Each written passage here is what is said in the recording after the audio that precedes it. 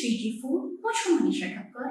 આજે આપણે પાલક અને સ્વીટકોર્નનો ઉપયોગ કરીને સરસ મજાની હેલ્ધી અને ટેસ્ટી વાનગી બનાવીશું. તો ચાલો આને બનાવવાનું શરૂ કરીએ. સૌથી પહેલા એક મિક્સર જારમાં 2 થી 3 લીલા મરચાં લઈને એને વાટી લેવાના. મરચાં વટાઈ જાય એ પછી આમાં અડધો કપ સ્વીટકોર્ન ઉમેરવાના અને સ્વીટકોર્નને આપણે અધકચરા વાટવાના છે.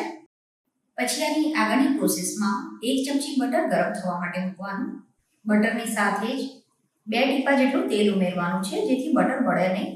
તેલ અને બટર ગરમ થઈ જાય એટલે આમાં અડધી ચમચી ચીલી ફ્લેક્સ ઉમેરવાના. હવે ગેસ ધીમો કરીને જે મરચાં અને સ્વીટકોર્ન વાટીને રાખ્યું છે એ ઉમેરવાનું. સ્વીટકોર્નને થોડા સાંતળી લઈએ એ પછી આમાં સમારેલી પાલક ઉમેરવાની. પાલકને આપણે 1 મિનિટ માટે સાંતળી લઈએ એ પછી આમાં 1/4 કપ દૂધ ઉમેરવાનું છે. આની સાથે જ સ્વાદ પ્રમાણે મીઠું ઉમેરી દેવાનું. તો આમાં બીજા કોઈ જ એક્સ્ટ્રા મસાલા નથી ઉમેરવાના. એકદમ સિમ્પલ મસાલાથી અને એકદમ ટેસ્ટી આ વાનગી બનીને તૈયાર થાય છે. આ સમયે આપણે આમાં થોડું પ્રોસેસ ચીઝ છીણીને ઉમેરવાનું છે. તો લગભગ 2 નાના ક્યુબ જેટલું ચીઝ મેં છીણીને ઉમેર્યું છે. ચીઝની ક્વોન્ટિટી તમે પસંદ પ્રમાણે ઓછી વધતી કરી શકો.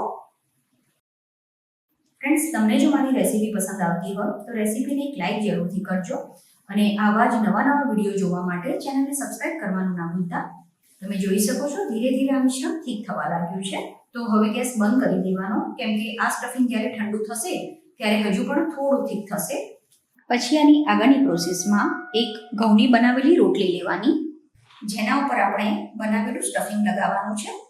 તમારે ફરીથી પણ આના ઉપર ચીઝ નાખવું હોય તો નાખી શકો છો. અત્યારે મેં ફરીથી ચીઝનો ઉપયોગ નથી કર્યો.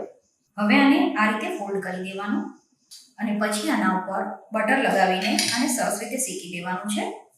જો તમે સ્ટફિંગ અને રોટલી પહેલાથી બનાવીને રાખી હોય તો તમે આ વાનગી ફક્ત 5 થી 10 જ મિનિટમાં બનાવીને સર્વ કરી શકો છો. તો ઉનાળામાં જ્યારે રોટલી શાક બનાવવાનું કે રોટલી શાક ખાવાનો કંટાળો આવે તમે ત્યારે આ વાનગી જરૂર ટ્રાય કરજો. તમને આ ખાવાની ખૂબ જ મજા આવશે. આને તમારે ક્રિસ્પી કે સોફ્ટ જેવું શેકવું હોય એવું શેકી શકાય. અત્યારે હું થોડું ક્રિસ્પી શેકીને તૈયાર કરું છું. આ જ રીતે હું બીજું પણ બનાવીને તૈયાર કરી લઉં છું.